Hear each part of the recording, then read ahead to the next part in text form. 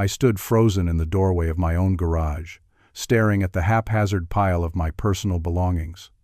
My fishing trip cut short by a feeling of dread that had haunted me all weekend. My son-in-law Greg leaned against the wall, arms crossed with a smirk plastered across his face. "You no longer live in this house. My father needs the room," he announced proudly. "The master bedroom. My bedroom. In the house I had built with 40 years of sweat." I looked him directly in the eyes and said calmly, "Then I will throw another piece of junk out of my house." His smirk vanished instantly. He knew I meant him. Looking back, I should have seen this coming. The signs were there, creeping in slowly like fog over a lake. My name is Campbell, and at 67 years old, I thought I understood people. 40 years as a construction foreman teaches you to read others pretty well, but grief has a way of clouding your judgment. 2 years ago, I lost my Sarah to pancreatic cancer. 42 years of marriage ended in 6 brutal months of hospital visits and hospice care. We'd built our lives together in this 2-story colonial in Pennsylvania. Every corner of this place held memories of her, from the kitchen where she'd sing off-key while making Sunday dinners to the garden where she nurtured her prize-winning roses. After the funeral, the silence in the house became unbearable. I'd wander from room to room at night, half expecting to hear her voice. My daughter Melissa noticed my decline. She suggested that she and her husband Greg move in temporarily to help me adjust. "Dad, you shouldn't be alone right now," she said, concern etching her features. "It'll just be for a few months until you get back on your feet." I agreed readily. Melissa had always been thoughtful like her mother. She worked long shifts as a nurse at the local hospital, often coming home exhausted but still taking time to check on me. Greg worked in financial services, or so he claimed. He was home much more often than Melissa. At first, their presence was a comfort. The house didn't feel quite so empty. But slowly, things began to change. Greg started with small comments about the house. "This place is pretty outdated, Campbell. You really should let me handle some renovations." I brushed him off politely. The house was paid for, representing decades of careful saving and hard work. I didn't see any reason to sink money into changes when everything worked perfectly fine. Then came the territorial shifts. Greg converted my home office into his workspace. I didn't protest much. I rarely used it anyway since retiring. Next, he rearranged the living room furniture without asking, removing Sarah's reading chair that I couldn't bear to part with.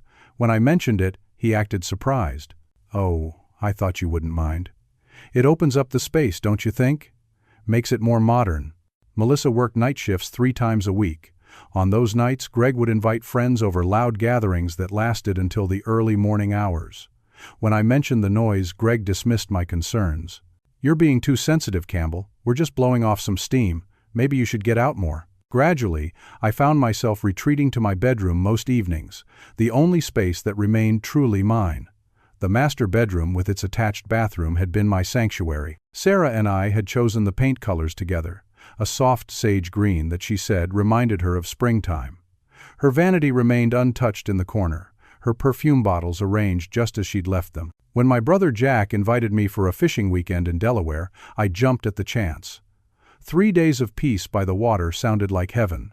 But throughout the trip, an uneasy feeling gnawed at me. Jack noticed my distraction. "Something bothering you, Campbell?" he asked as we sat on the dock. "Just a feeling," I replied. "Probably nothing." I cut the trip short by a day, some instinct pulling me home. The moment I pulled into the driveway, I knew something was wrong.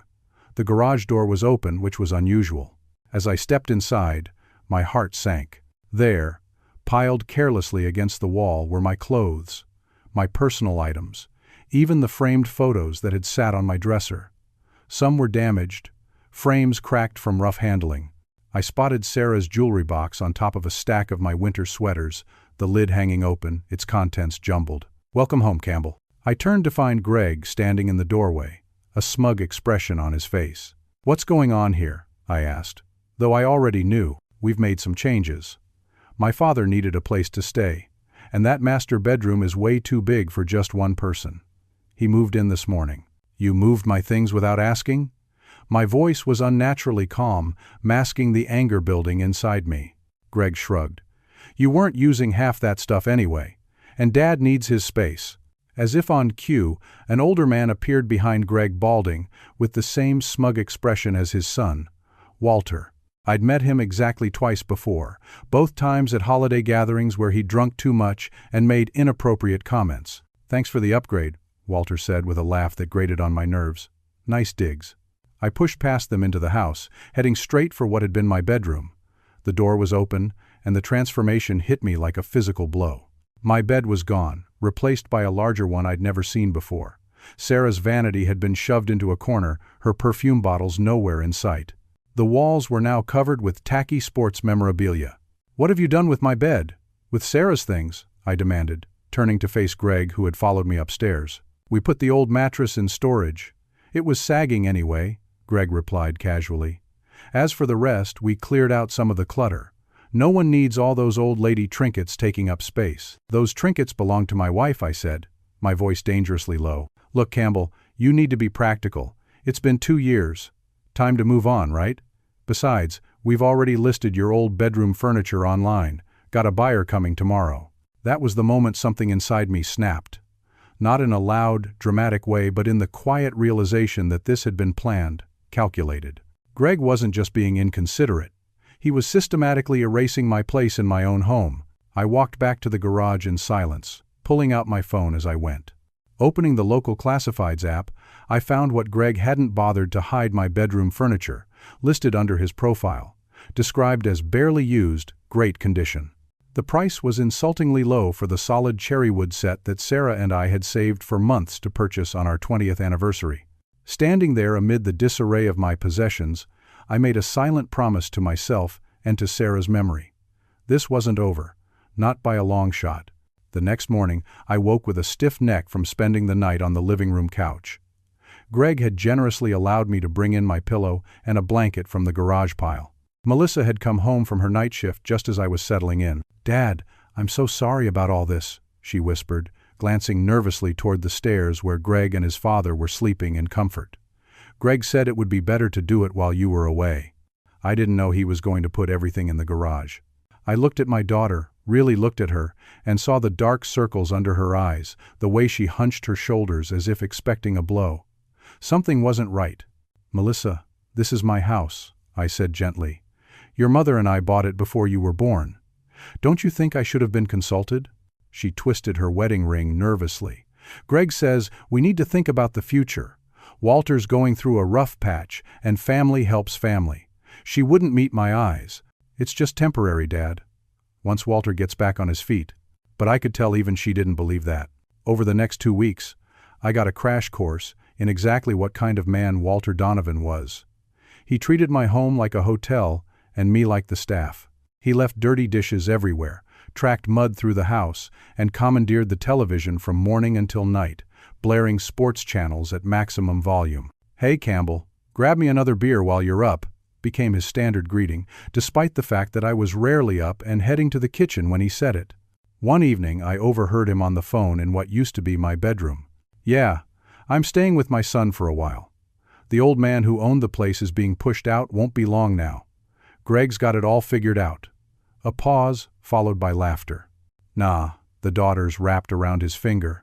"Trust me, I'll have this gambling debt cleared in no time once we sell this place." Sell this place? My blood ran cold. I retreated quietly down the hallway, my mind racing. At breakfast the next morning, Walter watched me over his coffee cup with calculated interest. "So, Campbell, ever think about downsizing? Guy your age might be happier in one of those senior communities. No stairs, medical staff on call." I buttered my toast with deliberate slowness. "I'm quite comfortable here, Walter. This is my home." Greg entered the kitchen, clapping a hand on my shoulder with fake camaraderie. "We've actually been thinking about that, Campbell. There's a really nice assisted living facility just 20 minutes from here. We could go tour it this weekend." "I'm not interested," I said firmly. Greg's friendly facade slipped slightly. "Well, it might not be about what you want. Melissa and I have been worried about you. The forgetfulness, the confusion." "What forgetfulness?" I looked between them, genuinely baffled. Walter shook his head with exaggerated concern. "See? You don't even remember. Yesterday you couldn't find your glasses for an hour. They were on top of your head the whole time." That had never happened. I stared at him, realizing with growing horror what was happening. They were gaslighting me, trying to make me or others believe I was becoming incompetent. Over the following days, I noticed other troubling developments. Neighbors who used to stop and chat when I was working in the yard now gave me pitying looks. When Dorothy from next door brought over a casserole, she patted my hand and spoke unusually slowly. "If you need anything, Campbell, anything at all, just call. It must be so difficult with your condition." "What condition?" I asked, bewildered. Dorothy looked embarrassed. "Oh," I thought. "Greg mentioned you were having some cognitive issues. Early stages," he said, "but still." My mail, which had always been delivered to the box at the end of the driveway, started disappearing before I could retrieve it. When I asked Greg about it, he shrugged. "I've been bringing it in for you. One less thing for you to worry about. I put your bills on auto pay, by the way. Much simpler." I hadn't asked him to do that. Hadn't given him access to my accounts.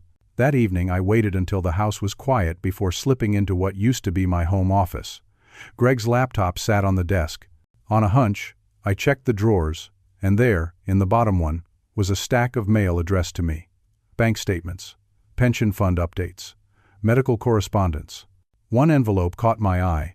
It was from my bank, marked second notice. With growing dread, I opened it to find a warning about unusual activity on my accounts. Several large withdrawals had been made in the past month, totaling nearly $10,000. As I processed this information, the sound of footsteps on the stairs made me hastily return everything to the drawer. Through the crack in the door, I watched as Greg and Walter met in the hallway. "How's it going with the power of attorney paperwork?" Walter asked in a hushed voice. "Almost there," Greg replied. "The lawyer says we need medical documentation of his incompetence. I've got an appointment set up with a specialist next week. Guy owes me a favor. Once we have that, we can move forward with the guardianship petition. And then the house? And then everything. The house, the investments, all of it. We'll move him into Sunny Pines, sell this place, and clear your debts with plenty left over." Walter chuckled. "Always knew you were my smarter son. Your brother would have just asked for a loan. That's why he's still living in that crappy apartment.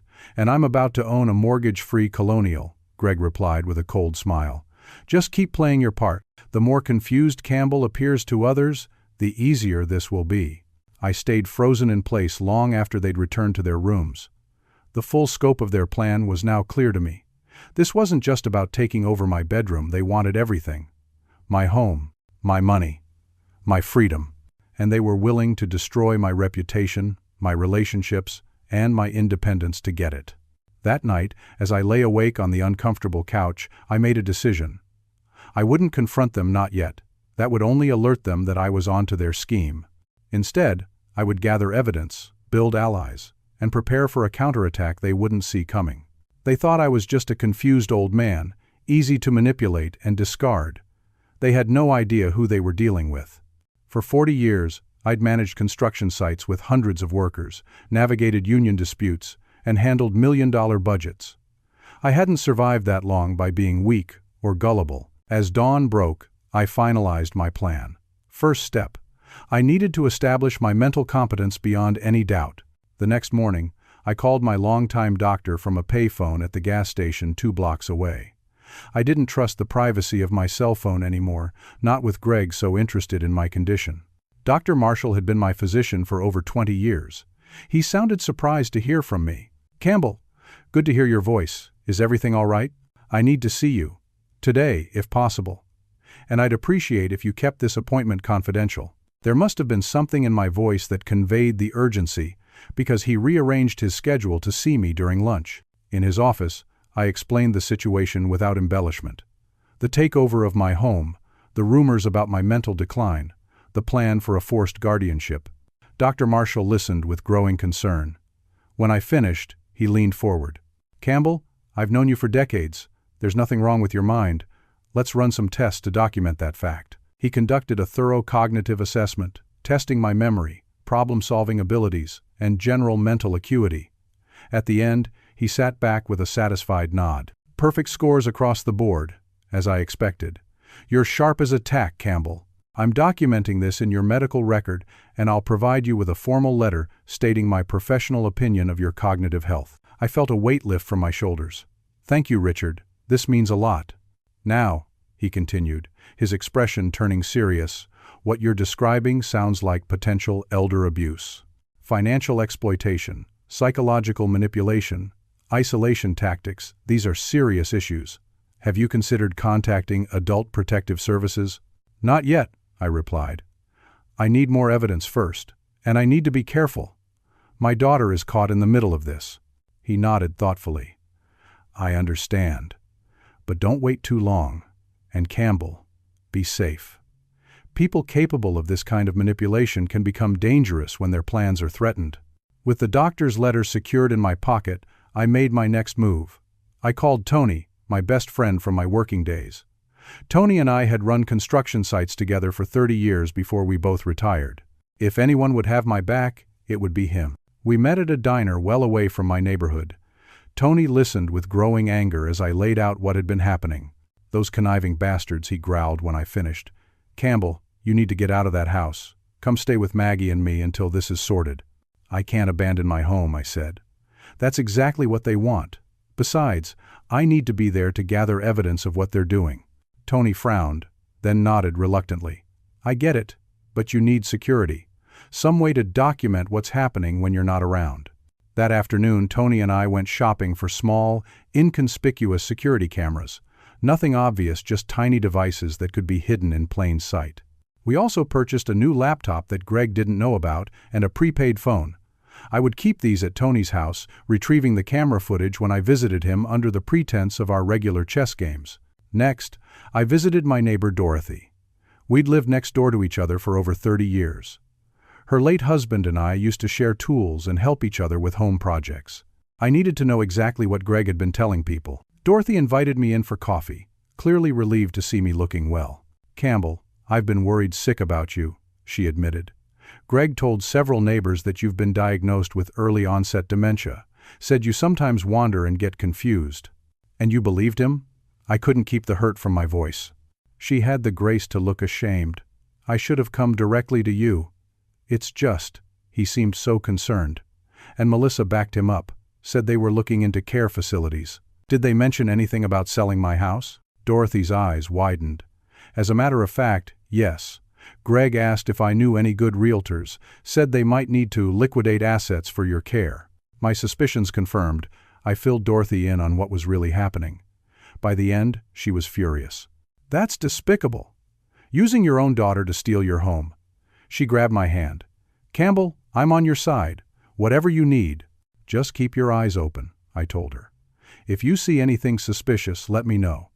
And if anyone asks, I'd appreciate if you'd set the record straight about my mental health. Consider it done, she promised firmly. My next stop was the senior center downtown. They offered free legal clinics for older adults facing various issues.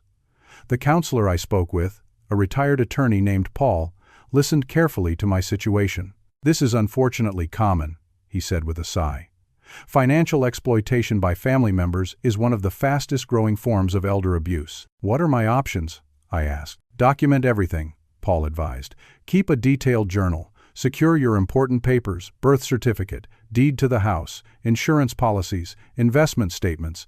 If you haven't already, change your banking passwords and notify your financial institutions not to allow any changes to your accounts without your in-person verification. He handed me several pamphlets on elder rights and financial protection. Also, you should consult with an attorney who specializes in elder law.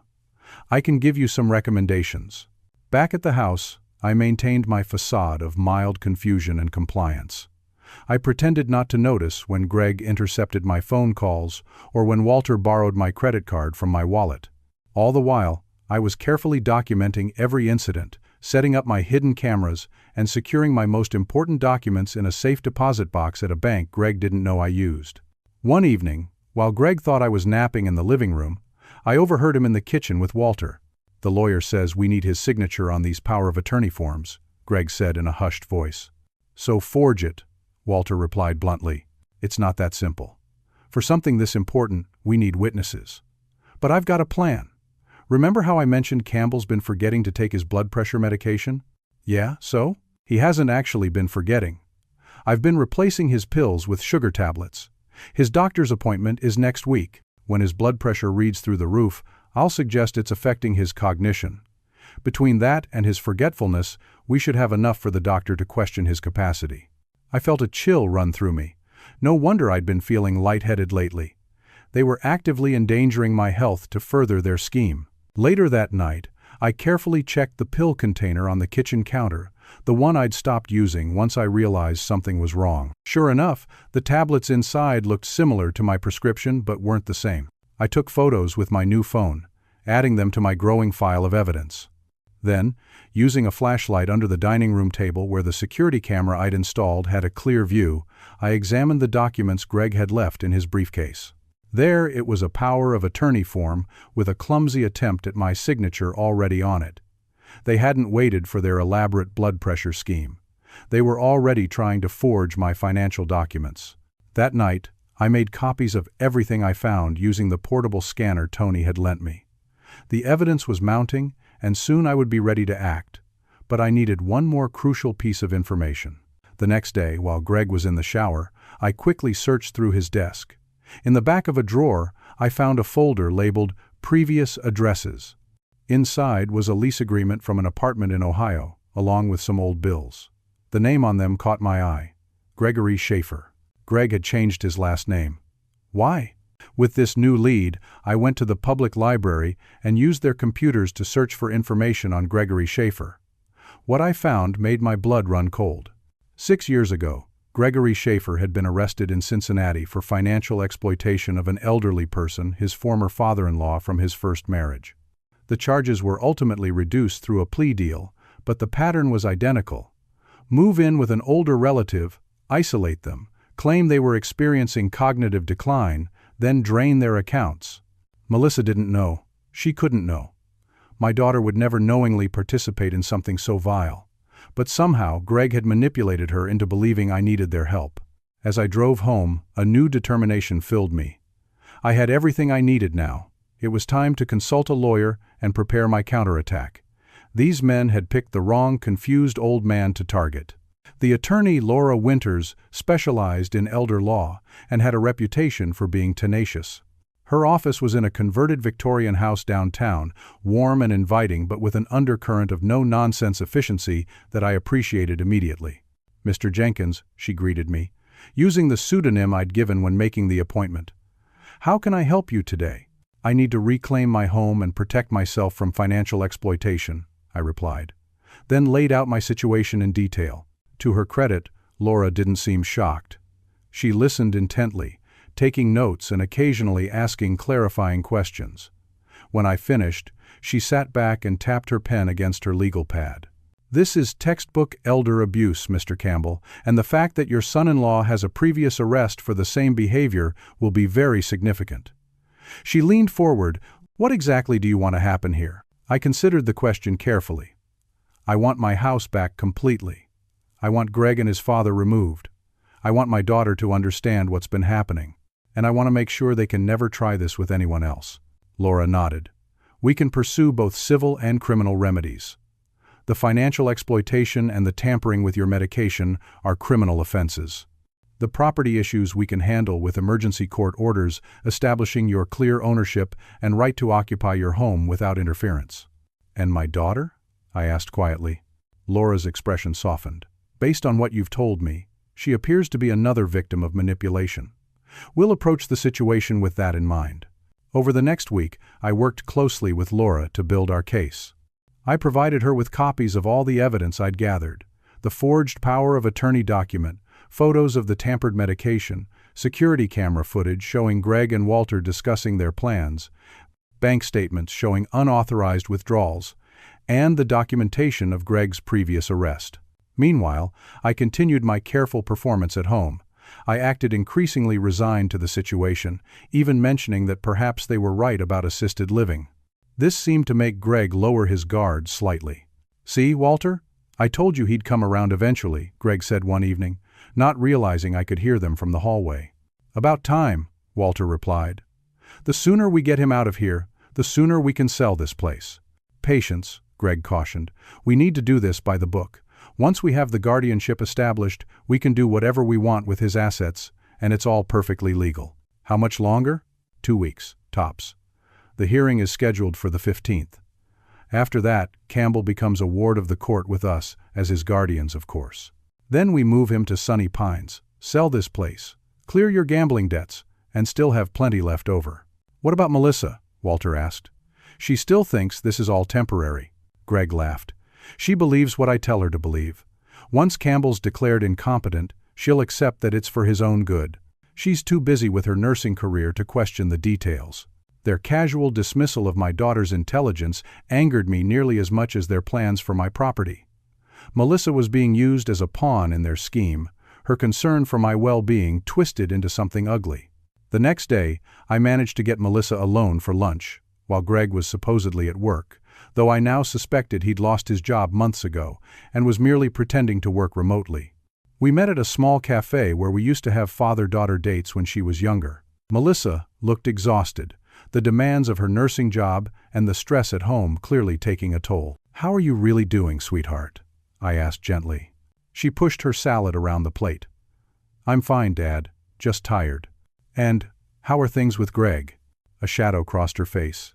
"Good. Busy. He's under a lot of pressure with work and now with Walter staying with us." I chose my next words carefully.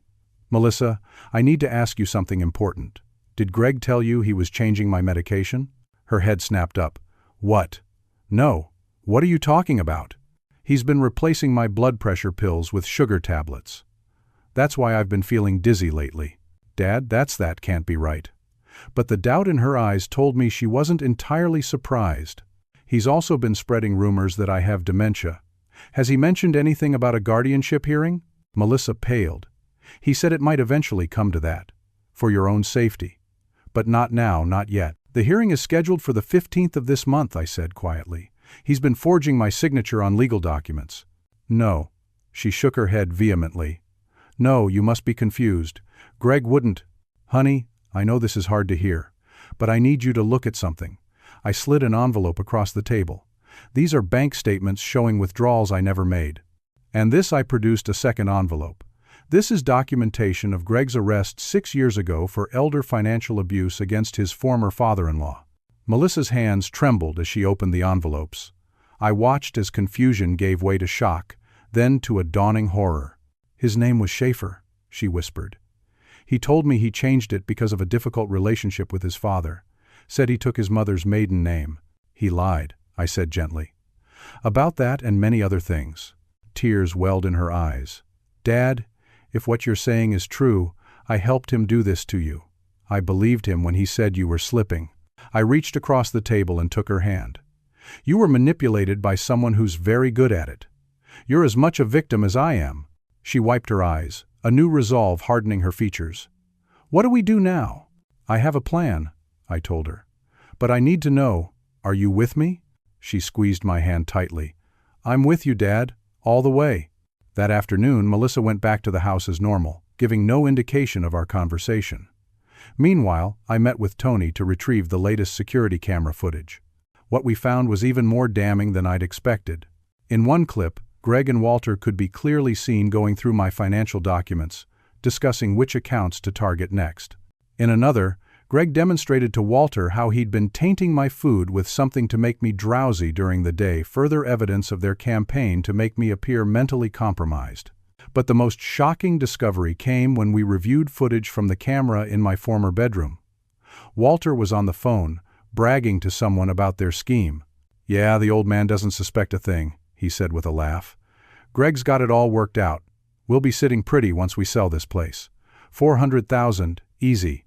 Plus, whatever we can squeeze from his investments before anyone notices. $400,000. My home, the one Sarah and I had lovingly maintained for decades, reduced to a dollar figure for these men to gamble away." The final piece fell into place the next day when Laura called with news from her investigator. "We found the connection," she said, her voice tight with controlled anger. "Walter Donovan has over $200,000 in gambling debts to some very unsavory characters in Atlantic City. He's been given a deadline to pay. And guess what? That deadline is 3 days after the guardianship hearing." Everything now made perfect sense. This wasn't just opportunistic greed, it was desperation. Walter needed my house to literally save his skin. Armed with this knowledge, Laura and I finalized our plan. We would wait until just before the hearing, gathering as much evidence as possible in the meantime. Then, when they thought victory was within their grasp, we would spring our trap. "Are you sure you don't want to move out until then?" Laura asked, concerned. "The medication tampering alone is dangerous. I've been getting my prescriptions filled at another pharmacy and keeping them hidden," I assured her. "And I check all my food and drinks now. Besides, if I leave, they'll change the locks. I need to be there when we make our move." As the hearing date approached, I could sense Greg and Walter growing increasingly confident. They barely bothered to hide their conversations around me anymore, convinced that I was either too mentally compromised to understand or too beaten down to fight back. Little did they know, I had assembled a formidable team. Laura with her legal expertise, Tony with his unwavering loyalty, Dorothy and other neighbors as witnesses to Greg's lies, Dr. Marshall with his medical documentation of my mental competence, and now Melissa, whose testimony about Greg's manipulation would be devastating. The pieces were in place. The resistance was built. Now we just needed to wait for the perfect moment to strike. 3 days before the guardianship hearing, I decided it was time to force their hand. Playing the role of a confused old man had served its purpose. I had gathered all the evidence I needed. Now I wanted to see just how far Greg and Walter would go when confronted. I waited for an evening when Melissa was working a night shift. Greg and Walter were in the living room, watching a basketball game and drinking my whiskey. I entered the room and stood directly in front of the television. "We need to talk," I said firmly. Walter made an annoyed sound. "Move it, old man. Game's on." I didn't budge. "I know about the money you've been stealing from my accounts. $30,000 so far. That ends now." The sudden silence was deafening. Greg recovered first, his expression morphing into one of exaggerated concern. "Campbell, what are you talking about? Nobody's stealing anything. I think you might be confused again." "I'm not confused, Greg. Or should I call you Gregory Schaefer? That was your name when you were arrested for elder financial abuse in Cincinnati, wasn't it?" The color drained from Greg's face. Walter looked between us, suddenly alert. "What's he talking about, Greg?" I turned to Walter. "Your son has a history of this, moving in with older relatives, isolating them, stealing their money. He did it to his first wife's father. Now he's doing it to me." Greg stood up abruptly. "That's enough. You don't know what you're talking about. I changed my name for personal reasons that are none of your business." "Like avoiding background checks?" I suggested mildly. "Makes it harder for people to discover your criminal history." Walter was staring at his son now, not with disapproval but with a new appreciation. "You never told me about this, Greg." "Because it's not true," Greg snapped. "Campbell is obviously having some kind of episode. This is exactly why we need the guardianship." "The hearing on the 15th, I said, watching Greg's eyes widen. "Yes, I know about that too. Just like I know about Walter's gambling debts in Atlantic City. $200,000, due 3 days after the hearing. Quite a coincidence." Now it was Walter's turn to look shocked. "How do you know about that?" Greg shot his father a warning look. "He doesn't. He's making wild guesses. Campbell, I think you should lie down. You're not well." I reached into my pocket and pulled out printouts of their conversations, captured by my hidden cameras. Not wild guesses. Documented facts. "I have footage of you discussing how you've been tampering with my medication, replacing my blood pressure pills with sugar tablets, adding sedatives to my food." Greg's friendly facade crumbled entirely. "You've been spying on us? In our own home?" "My home," I corrected calmly. "The one you're planning to sell as soon as you gain control of my finances." Walter stood up now too, his expression darkening. "Listen here, you sneaky old bastard. You think you're smart? You have no idea who you're messing with." "Oh, I think I do," I replied. "A desperate gambler and his con artist son, not exactly criminal masterminds." Greg's face contorted with anger. "You ungrateful piece of shit, after everything we've done for you." "Done for me?" I laughed incredulously. "You threw my belongings in the garage, you stole from my accounts, you tampered with my medication, which could have killed me. You tried to have me declared incompetent." "Because you are incompetent," Greg shouted, losing all pretense of concern. "You're a useless old man living alone in a house that's too big for you. We're doing you a favor by managing your affairs. By stealing my money?" "It's going to be our money soon enough," Walter interjected with a sneer. "The judge will take one look at you and sign the guardianship papers without blinking." Not when I show him the evidence of what you've been doing, I said. Greg took a step toward me, his hands clenched into fists. What evidence? Your word against ours? Who do you think they'll believe, a confused old man or his concerned family? I have recordings, I said, backing up slightly, of both of you discussing your plans, admitting to the theft, the medication tampering, the false claims about my mental state. Bullshit, Walter spat. You're bluffing. Am I? I pulled out my phone. Want to hear yourselves discussing how to forge my signature on the power of attorney documents?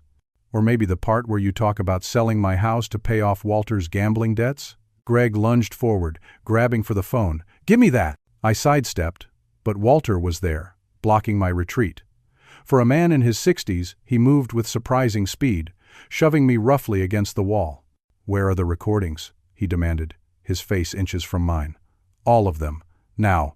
Not here, I said, wincing at the pressure of his forearm against my chest, and attacking me isn't going to help your case. He's bluffing, Greg insisted, though doubt had crept into his voice. He couldn't have recorded anything. Then why does he know about Atlantic City? Walter countered, not releasing his hold on me. Nobody knows about that except you and me. Maybe Melissa told him, Greg suggested desperately.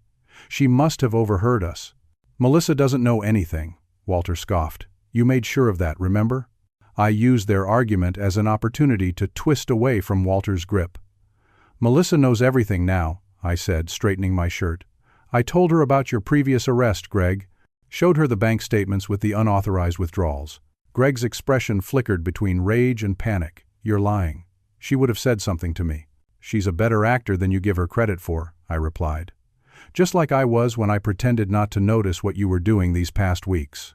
The sound of a key in the front door silenced us all. Melissa was home early. She entered the living room and froze, taking in the tense tableau. Dad? What's going on? Before I could answer, Greg rushed to her side, his demeanor instantly transforming back to concern. Thank God you're home, Mel. Your father is having some kind of paranoid episode. He's making wild accusations, threatening us. I think we need to call Dr. Saunders. Dr. Saunders, the specialist Greg had mentioned, the one who owed him a favor and would support the incompetence claim. Melissa looked from Greg to me, her expression unreadable. What kind of accusations? He thinks we're trying to steal from him, Greg said, his voice dripping with false sympathy. Says we're tampering with his medication. Classic paranoid delusions. I watched my daughter carefully, wondering if our lunch conversation had been enough to overcome months of Greg's manipulation. Melissa set down her purse deliberately. That's interesting, Greg, because I stopped by the pharmacy today and had Dad's pills analyzed. They're not his prescription, they're sugar pills. Greg's mouth opened and closed, but no sound came out. I also called the financial advisor managing Dad's retirement accounts, Melissa continued, her voice gaining strength.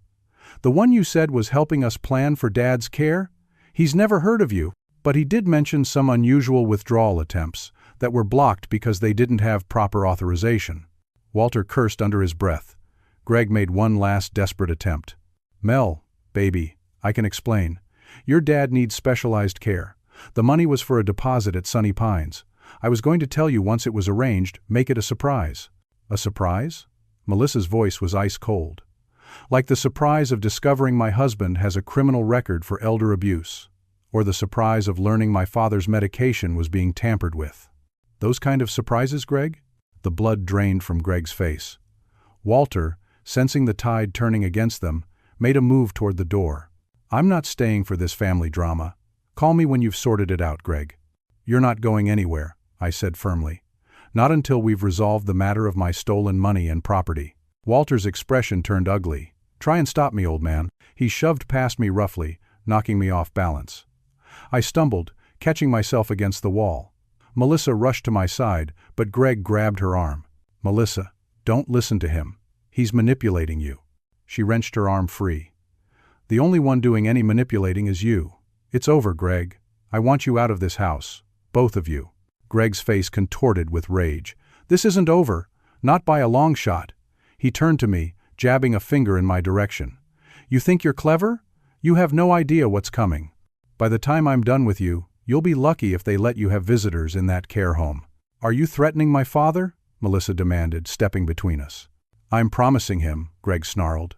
The hearing is still on, and I have friends in the system. By this time next week, he'll be declared incompetent, and there's nothing any of you can do about it." Walter had reached the front door. "Come on, Greg. We're leaving. Let them stew for a while." Greg hesitated, then nodded sharply. "Fine. But this isn't over." He pointed at Melissa. "And you don't think there won't be consequences for this little betrayal?" After they left, slamming the door behind them, Melissa collapsed onto the couch, shaking. "I knew things were bad," she whispered. "But seeing him like that, I never thought he could be so cruel." I sat beside her, putting an arm around her shoulders. People can hide their true nature for a long time when they have something to gain. She looked up at me, tears in her eyes. "Dad, I'm so sorry. I should have seen through him. I should have protected you." "You did," I assured her. "You believed me when I needed you to. That's what matters now." We spent the evening making calls to Laura, to Tony, to the police, to report the theft and the medication tampering. An officer came to take our statements, looking grim when I played some of the recorded conversations for him. "Financial exploitation of an elder is a serious offense," he told us. "Add in the medication tampering, which could be charged as attempted assault, and they're looking at potential felonies." As he left, he promised to have patrol cars drive by the house regularly throughout the night. "Do you think they'll come back?" Melissa asked worriedly after the officer had gone. "I don't know," I admitted. "But we won't be here to find out. Pack a bag. We're staying at Tony's tonight." As we pulled out of the driveway, I looked back at the house, my house, with mixed emotions. I had let Greg and Walter drive me out, if only temporarily. But sometimes a strategic retreat is necessary before launching the final offensive. And make no mistake, I was far from defeated. In fact, the real battle was just beginning. 3 days later, at precisely 9 o'clock in the morning, 4 vehicles pulled up in front of my house. In the first was Laura Winters, my attorney, looking professional and determined in a navy suit. The second held Tony and his wife Maggie, who had been kind enough to give Melissa and me shelter. The third car contained 2 sheriff's deputies, there to enforce the emergency court orders Laura had obtained. And in the fourth, a police cruiser sat Detective Harris from the Financial Crimes Unit. We had been busy during our brief exile. Laura had worked tirelessly, presenting our evidence to a judge who'd been so disturbed by what he saw that he immediately issued emergency orders protecting my property rights and freezing any pending guardianship proceedings. Detective Harris had launched an investigation into the financial exploitation, obtaining warrants to access Greg's bank records, which showed deposits matching the withdrawals from my accounts. As we approached the front door, I felt a curious calm. This was my home. Sarah and I had built our lives here. No one had the right to take it from me, especially not through deception and elder abuse. The doorbell rang, and after a moment, Walter answered, his expression changing from irritation to alarm as he took in the assembled group. "What's all this?" he demanded, trying to close the door again. One of the deputies stepped forward, placing his foot to prevent the door from shutting. "Sir, we have court orders and warrants to execute. Please step aside." Walter looked past him to where I stood. "What have you done, you vindictive old fool?" "Reclaimed my home," I replied simply. The deputies entered first, followed by the detective. Laura handed Walter the court documents. "These orders restore Mr. Campbell's exclusive right to his property and require the immediate vacation of the premises by unauthorized occupants, namely yourself and Gregory Donovan, formerly known as Gregory Schaefer." Walter scanned the documents, his face darkening. "This is bullshit. We have rights too." "Actually, you don't," Laura replied coolly. "Not when you've engaged in documented elder abuse, financial exploitation, and medication tampering, all of which are criminal offenses, as Detective Harris is here to explain." Greg appeared on the stairs, hastily dressed as if he'd just woken up. "What's going on?" "Walter? Your con game is over," Detective Harris announced, showing his badge. "Gregory Schaefer Donovan, I have a warrant for your arrest on charges of financial exploitation of an elder, fraud, identity theft, and attempted assault." Greg's face went pale. "This is a misunderstanding. I was helping manage Campbell's affairs with his consent." "Is that why you forged his signature on financial documents?" Laura asked. "Or why you replaced his medication with sugar pills, endangering his health? Or perhaps you'd like to explain the $30,000 withdrawn from his accounts without authorization?" "You can't prove any of that," Greg said desperately. though his eyes darted nervously toward the hidden camera locations, as if he was only now realizing the extent of the surveillance. "Actually, we can," I said quietly. "The cameras recorded everything, Greg. Your discussions about forging my signature, your plans to sell my house, the way you tampered with my food and medication, even your admission of your previous arrest in Cincinnati." One of the deputies stepped toward Greg with handcuffs. "Sir, please place your hands behind your back." "This is ridiculous," Greg protested, backing up the stairs. "Melissa, tell them I was helping your father." Melissa stepped forward from behind me, her face set in a determined expression.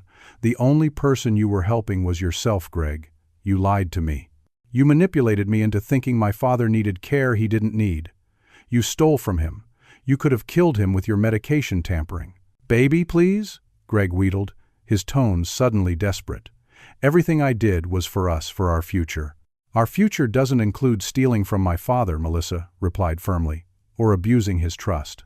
As the deputies led Greg down the stairs in handcuffs, Walter attempted to slip out the back door. Detective Harris intercepted him. "Not so fast, Mr. Donovan. We have questions for you as well regarding your role in this scheme." "I didn't do anything," Walter protested. "This was all Greg's idea." "Interesting," Detective Harris replied, "because we have recordings of you discussing how to forge Mr. Campbell's signature, planning the sale of his house to pay off your gambling debts, and physically threatening him. That makes you an accomplice at minimum." As Walter was also handcuffed, Greg made one last desperate appeal. "Campbell, be reasonable. We're family. You can't do this to family." I looked at him steadily. Family doesn't steal from each other. Family doesn't lie and manipulate and endanger each other's health. You're not family, Greg. You're a predator who picked the wrong target. As they were led to the waiting vehicles, I felt no satisfaction, only relief that this chapter was ending. Beside me, Melissa watched her husband being placed in the police cruiser, her expression a mixture of anger and grief. "Are you okay?" I asked softly. She nodded, wiping away a tear. "I will be. I just can't believe I was so blind." "He was skilled at manipulation," I reminded her, "and he used your concern for me against you." Inside the house, the evidence of Greg and Walter's occupation was everywhere. My bedroom had been completely taken over, with Walter's belongings strewn about. Empty liquor bottles and food containers littered various surfaces. But worst of all was the discovery that many of Sarah's keepsakes, her jewelry, her photo albums, items I'd carefully preserved, had been boxed up in the basement, labeled Goodwill. "They were going to donate Mom's things?" Melissa asked, horrified. "Or sell them," I replied grimly. "Anything to squeeze out a few more dollars." With Tony and Maggie's help, we began the process of reclaiming the house. The first priority was restoring my bedroom, removing all traces of Walter's presence. Melissa found most of my original furniture still in storage in the basement, thankfully undamaged. As we worked, Laura provided updates from her phone calls with the district attorney's office. "They're taking this very seriously," she reported, "particularly given Greg's previous arrest for similar behavior. The medication tampering especially concerns them that crosses the line from financial exploitation to potential attempted homicide." "Will they have to go to trial?" Melissa asked, looking troubled. "Most likely they'll be offered plea deals," Laura explained. "But given the evidence we have, those deals will still include significant consequences. Jail time for Greg is almost certain, given his prior record. Walter might get probation if he cooperates fully, and of course there will be restitution orders for the stolen funds." By evening, we had made significant progress. My bedroom was partially restored, the kitchen cleaned, and most of Walter's and Greg's belongings packed for removal. As we sat down to a simple dinner, ordered from the local deli, a weight seemed to lift from the house. "What happens now?" Melissa asked, looking between Laura and me. "Now we ensure this doesn't happen to anyone else," I replied. "The criminal charges will proceed, but there's more we can do." Laura nodded in agreement. "We're filing for a permanent protective order to keep both men away from Campbell and this property. We're also notifying credit bureaus and financial institutions about the identity theft to prevent any future attempts. And I've already spoken with Adult Protective Services about launching an awareness campaign using elements of this case, anonymized of course, to help other seniors recognize the warning signs of exploitation. Later, After Laura had left and Tony and Maggie had gone home, Melissa and I sat on the back porch watching the sunset, something I hadn't done in months, having been effectively confined to the living room couch.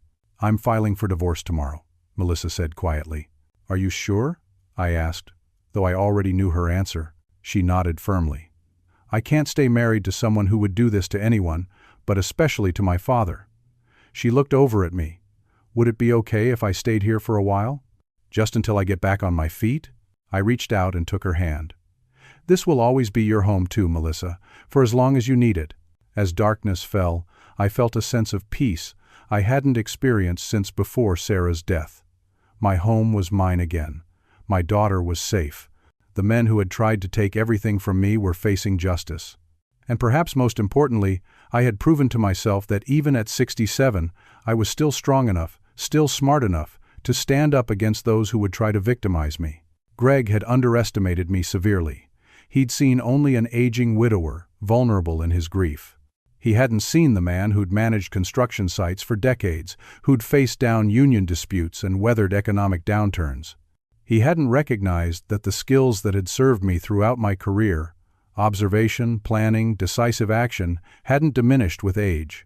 As Melissa went inside to prepare for bed, I remained on the porch, looking up at the stars that Sarah and I used to name together. I felt her presence then, almost as if she were sitting beside me, her quiet strength supporting me as it always had. "We did it, love," I whispered to the night air. "We protected our home."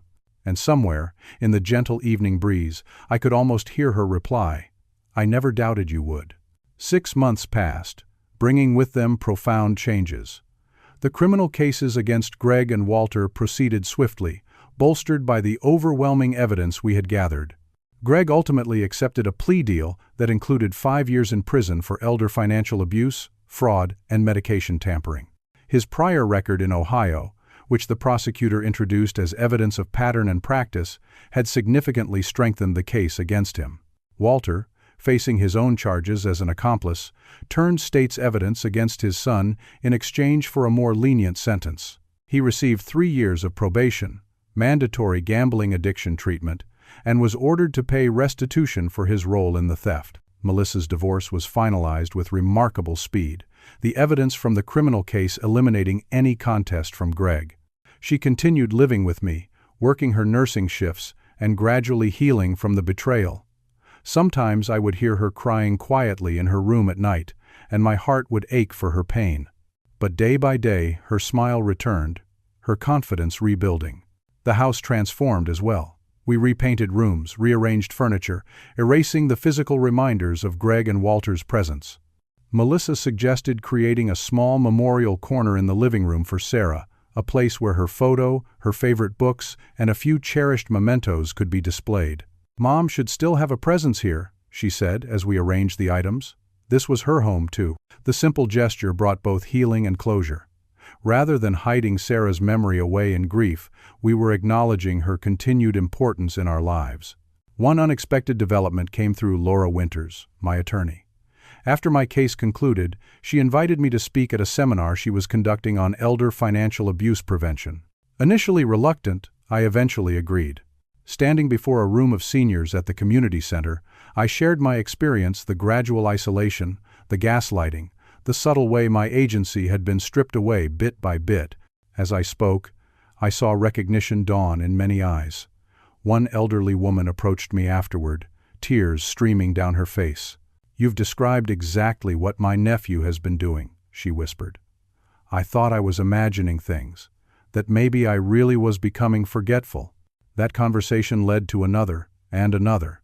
Soon I found myself regularly volunteering with a senior advocacy group, helping others recognize and resist exploitation attempts. The work gave me a sense of purpose I hadn't felt since retirement. Dorothy, my longtime neighbor, became a regular visitor, often bringing her famous lemon squares or joining Melissa and me for dinner. Her steadfast support throughout the ordeal had strengthened our friendship, and at 72 she brought a lively energy to our gatherings. "Campbell," she said one evening as we sat on the porch, "have you thought about hosting a neighborhood watch meeting? After what happened to you, I think many of us are more aware of the need to look out for each other." It was an excellent suggestion. The first neighborhood watch meeting in my living room drew 15 people. By the third monthly meeting, attendance had doubled. We discussed not just security concerns but also created a buddy system for elderly residents living alone, ensuring regular check-ins and assistance with tasks that might be challenging. Tony and Maggie became fixtures in our expanded social circle. Every Sunday, they would join us for dinner, often bringing other friends from our working days. The house that had once fallen silent with grief now regularly filled with conversation and laughter. One particular Sunday evening, as summer transitioned to fall, we hosted a larger gathering, a neighborhood barbecue in the backyard. As I grilled burgers and watched the diverse group of people chatting and enjoying themselves, I felt a profound sense of satisfaction. From the darkest period of my life had emerged a new community, stronger bonds, and an unexpected mission. Melissa approached, handing me a fresh drink. "Look at all these people, Dad. They're here because of you, because you fought back." I smiled, surveying the crowd. "Not just me. We fought back together." She nodded, her eyes drifting to where an elderly man named Frank was deep in conversation with Dorothy. Frank lived 3 streets over and had recently lost his wife. After attending one of my talks at the senior center, he'd approached me with concerns about his adult son's sudden interest in his finances. "He's been asking a lot of questions about my will, my investments," Frank had explained nervously, "and he's suggested I might be happier in a senior community several times now." Together, we'd helped Frank establish boundaries, secure his important documents, and develop a support network beyond his immediate family. Now, he was an active member of our neighborhood group, his confidence visibly restored. "You've started something important," Melissa observed, following my gaze to Frank. "Something that's helping a lot of people." She was right. What had begun as my personal fight for justice had evolved into a community movement. Local news had even featured our neighborhood initiative, leading to similar groups forming in nearby areas. The district attorney's office had reached out, asking me to consult on developing better protocols for identifying and prosecuting elder abuse cases. Later that evening, as the gathering wound down and the last guests departed, Melissa and I sat at the kitchen table with cups of tea. "I've been offered a promotion at the hospital," she announced, "head nurse for the oncology department." "That's wonderful," I exclaimed, genuinely proud. "You've certainly earned it." She smiled, but there was hesitation in her eyes. "It would mean longer hours, more responsibilities." "You're worried about leaving me alone more?" I guessed. She nodded. "After everything that happened." "Melissa," I said gently, "what happened with Greg and Walter taught us both valuable lessons. But the most important one isn't that we should live in fear. It's that we're stronger than those who would try to take advantage of us." I reached across the table and took her hand. "Take the promotion. You deserve it. And I'm not the vulnerable old man Greg thought I was. I never was." The relief in her eyes told me she'd needed to hear those words. "Thanks, Dad. I just don't want you to think I'm abandoning you." "Never," I assured her. "This will always be your home too, but you have your own life to build." 2 weeks later, I received a letter from the district attorney's office, commending my courage in coming forward and noting that my case had already helped them secure 2 additional elder abuse convictions. Attached was a newspaper clipping about Greg's sentencing, which mentioned his previous similar offense and the judge's determination to impose the maximum penalty allowed under the plea agreement. That evening, I added the letter to a folder I kept of what I now thought of as my reclamation documents, the court orders restoring my property rights, the restraining orders against Greg and Walter, the final restitution order requiring them to repay every penny they had stolen, plus damages. These papers represented not just legal victories, but personal ones, proof that I had fought back and won. As fall deepened toward winter, I found myself reflecting often on the journey of the past year. From the depths of grief after Sarah's death, through the manipulation and exploitation by Greg and Walter, to the rebuilding of not just my home but my sense of self and community, the house still held Sarah's presence, but no longer in a way that caused only pain. The garden she had loved was thriving again, tended now by both Melissa and me. The kitchen once more filled with cooking smells and conversation. The living room hosted gatherings of friends new and old. One crisp November morning, I received a phone call from an unfamiliar number. The woman on the line introduced herself as Barbara Wilson, Frank's neighbor. "Mr. Campbell, Frank suggested I call you," she said, her voice uncertain. My daughter and son-in-law have been pressuring me to sign over my house to them. They say it's for estate planning purposes, but something doesn't feel right. I listened carefully as she described classic warning signs of potential financial exploitation, sudden interest in her assets, pressure to make immediate decisions, subtle isolation from other family and friends. "Mrs. Wilson, I'd be happy to meet with you," I offered. "And if you're comfortable with it, I could bring Laura Winters, an attorney who specializes in elder law." Her relief was palpable. "Would you?" "I don't know who else to turn to." As I hung up, I felt a surge of purpose. This was why I had fought so hard, not just for myself, but for people like Barbara Wilson. For all the seniors who deserve to live with dignity and security, free from exploitation and abuse. That evening, as Melissa and I sat on the back porch watching the sunset, a ritual we had maintained through all the changes, I shared Barbara's story. "I'm meeting with her tomorrow," I explained. "It sounds like a situation similar to what we experienced with Greg." Melissa nodded thoughtfully. "You know, Dad, when I was a little girl, Mom used to tell me that true strength isn't about never falling down, it's about how you get back up afterward. I didn't fully understand what she meant until I watched you these past months." Her words touched me deeply. "Your mother was a wise woman. She would be so proud of you," Melissa continued, "not just for fighting back against Greg and Walter, but for what you're doing now, helping others fight back too." As darkness settled around us, I reflected on the journey that had brought me here. I had lost my wife, nearly lost my home, and for a time, almost lost myself to grief and manipulation. But through it all, I had discovered a resilience I hadn't known I possessed. I had reclaimed not just my property but my sense of purpose and community. Greg and Walter had seen me as an easy target, a vulnerable old man living alone, weakened by grief. They had believed that age had diminished me, that retirement had rendered me powerless. They had underestimated me severely, mistaking my kindness for weakness, my patience for passivity. In doing so, they had taught me the most valuable lesson of my later years, that true power comes not from possessions or legal documents, but from self-worth, community connections, and the courage to stand up for yourself and others. As Melissa and I headed inside, I paused for one last look at the night sky. The stars seemed particularly bright, and I felt a profound sense of peace settle over me. The house behind me was more than just a structure of wood and stone. It was a home again filled with memories of the past, joy in the present, and hope for the future. And that, I realized, was the greatest reclamation of all. What would you do if someone tried to take advantage of your vulnerability?